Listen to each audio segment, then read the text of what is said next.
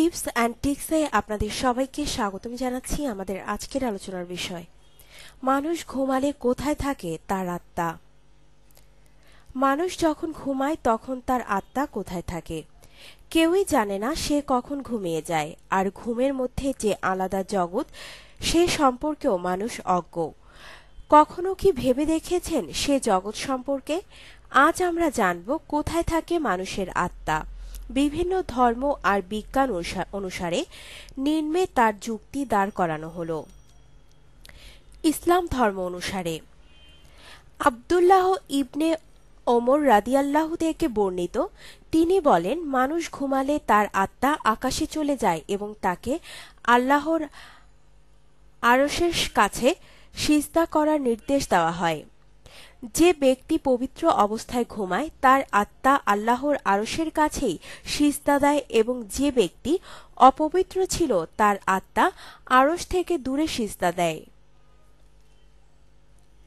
মহানবী সাল্লাল্লাহু আলাইহি ওয়াসাল্লাম বলেছেন, যে ব্যক্তি পবিত্র অবস্থায় ঘুমায় তার মাথার কাছে একজন ফেরেশতা রাত যাপন করে এবং ওই ব্যক্তি জাগ্রত হওয়ার পূর্ব পর্যন্ত দোয়া করতে থাকে, হে আল্লাহ, তুমি তোমার এই বান্দাকে ক্ষমা করে দাও, কেননা সে পবিত্র অবস্থায় রাত যাপন করছে।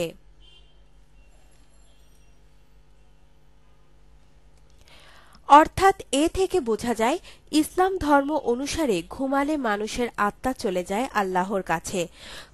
ঘুম থেকে জেগে ওঠা মানে তার আত্মাকে আবার দুনিয়ার বুকে ফিরিয়ে দেন আল্লাহ, আর ফিরিয়ে না দিলে সেই মানুষটির ক্ষেত্রে ঘটে জাগতিক মৃত্যু। খ্রিস্টান ধর্ম অনুসারে খ্রিস্টান ধর্ম প্রায় একই কথা বলে। বাইবেল মতে মানুষ ঘুমানোর পর তার আত্মা স্বর্গে চলে যায়, কিন্তু আত্মার সাথে তার দেহের সম্পর্ক থাকার কারণে একসময় ফিরে আসে আত্মা, আর ঘুম থেকে জেগে ওঠে সে।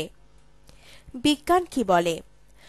আমাদের মস্তিষ্কের একটি অংশে স্লিপ সেন্টার বা ঘুমকেন্দ্র নামের একটি জায়গা রয়েছে। সারাদিনের ক্লান্তি শেষে যখন বিশ্রামের প্রয়োজন হয় তখন সেই ঘুমকেন্দ্রে প্রবেশ করে ক্যালসিয়াম, আয়রন, আর তখনই ঘুমের উদ্রেক হয় আমাদের।